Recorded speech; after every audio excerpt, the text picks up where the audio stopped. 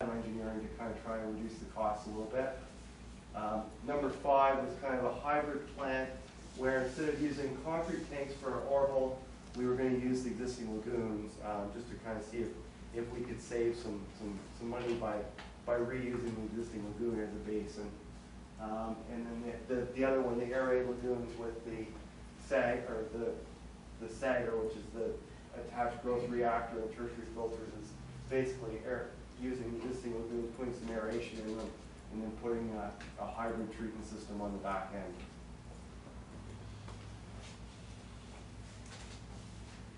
Just to show you how all that fits within the site, those are the 4 lagoons that you have currently. Options 1, 2, 3, and 4 basically fit in the space of one of the existing 4 lagoons, which we can leave another one of the lagoons for equalization storage, and then the third one for futures or for sludge storage, and then you still have that 4th lagoon area that you could do something with for future expansion or whatever you want to do with it. The hybrid lagoon, again, takes up about the same space in the mechanical plant. There isn't a whole lot of difference there. The SAGR uses more of the land space. It still could be expanded within the existing footprint by raising the berms and moving out into this area if you wanted to expand it. But again, it pretty much fully utilizes that site area. And I mentioned the value engineering, and what I meant by that was we were looking at value engineering as sort of taking a look at things that you can take out of something without changing its function and its basic features. So some of the examples that we saw were you have the current design has 2 mechanical screens. And they're fairly expensive. They're $150,000 each. You could take one out and put in just a manual, like a raked, just a steel screen that could be manually raked. If you ever had problems with the one screen, you flip over the other one, they manually rake it for a couple of weeks so they got the other one fixed. So they also had a biofilter for odor control. You've got these lagoons are fairly rural. They currently don't have odor issues as far as I know, so you could get rid of that. And there's a lot of plants in Ontario that don't have odor control on their headworks. They had aerators in their sludge lagoon that were fairly expensive.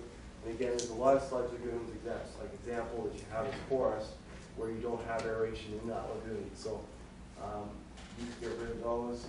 They also had used some heat recovery in 2 of the buildings and on the effluent, and that was fairly expensive, about $750,000. So you could definitely take a look at that and reduce the cost there considerably.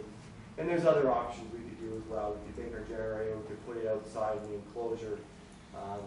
Right now it was in a building, so you could have it out in the enclosure. So I'm sure going through it, we could even find more savings, but that was kind of the savings that we could see, and it worked.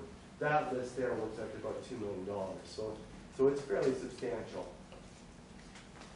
I've got this evaluation criteria. I know everyone can read it, especially people at the back. And basically, I'll walk through this. It is in your table.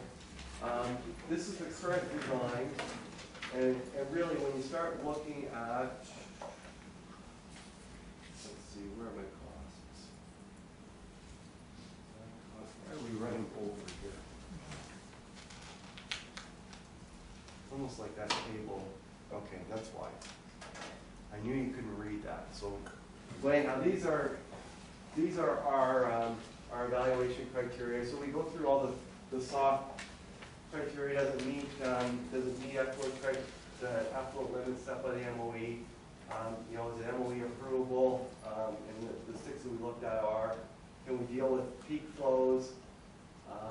We also looked at minimum flow as well, because again, the flows drop off quite a bit in the winter. Can we look at treat septage? We also looked at sludge management, because sludge, is something that has to be managed somehow, whether it's stored in a lagoon or whether it's, you know, sent out on farmers' fields on a regular basis, that kind of thing. We looked at expandability, how long it would take to construct, effect on the grants, effect on the FCM grant as well as the DCF grant, the effect on the ESR, and also the construct schedule on both the construction time as well as the redesign time, and then redesign costs, because it's not just capital cost, it's also, if you're going to redesign the plant, you're going to have to do that redesign cost. And then just flip over, this slide is more on the, I kind of put the cost out in detail, make it a little easier to read. And the existing plant as tendered was $23.2 million, and that's the K&L number.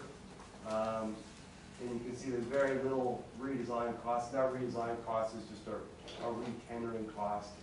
And the same with the half orbital as tendered. Again, we've got that number from K&L, so it's likely pretty similar. And it's, again, $50,000 is the redesign cost. The orbital with flow equalization has got a redesign, it's about $13 million. It's got a redesign cost of about $600,000 because you've got to make everything smaller, and then also re-tender it. Because it is smaller, it's got a little bit lower operating cost. And again, because it is smaller, the PSAP costs, all the equipment costs are less as well. I beg your pardon? I'm not sure what higher cost for operating? Well, 3.6 to 3.8, sort of. Oh, okay. Yeah, I was coming down now. The top now. Sorry. Yeah, that's okay. The one half orbital with flow equalization, value engineering, there's a little bit more cost for the re-tendering, but also some value engineering costs to take some of that stuff out. And it's in at $14.7 million. This actually doesn't include contingency, so it's got to be pushed up a bit by about 5%. This one does. That includes contingencies. All the rest include contingencies, but that one doesn't. That 14.7 number.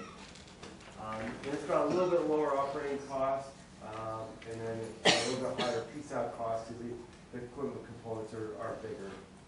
And then the hybrid lagoon is 13.9, so it's more than number 3. In operating as well, more than number 3. It's also not as flexible to operate. The Sagger is a lower overall capital cost and a lower operating cost because basically you just turn the thing on and it runs. But it does have you don't get as good operation. It's not as operator friendly. And then the ISF, we did include that for the phase 1 and phase 2. So phase 1 is just adding intermittent sand filters, but unfortunately you can't treat your whole 2473. You can only treat the current 1800, which the lagoons are rated at, so you'd have to put a mechanical plant in sort of phase 2 at $8.5 million. And that 8.5 would come after DCF is kind of signed off as well. So you get 2/3 on that, but you get 0 on that. So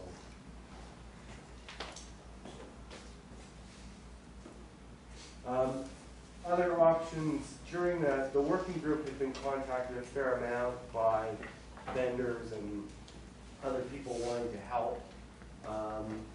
And so we did look at some other options like constructed wetlands, the intermittent sand filters I mentioned. There's also design to build contractors and contractors had contacted members of the working group and council and staff. There's also a technology called Blue Frog, which is an aeration technology, slow fluid and the biodigester and effluent sewers and those kinds of technologies. Some of those, depending on the option that gets chosen, could be rolled in, but they were all kind of a piece of the puzzle. They weren't the big process. They were all as part of part of that. So we can still look at some of those items depending on which direction council wants to go in. So really what we want to do as a working group was make recommendations. We didn't want to come in and say, okay, this is the way you should go. We wanted to sort of provide a short list to council and to the working group and then move forward. So our shortlisted options were the half orbital as tendered because they'll meet the flow requirements. And then the Orbital with more flow equalization and value engineering,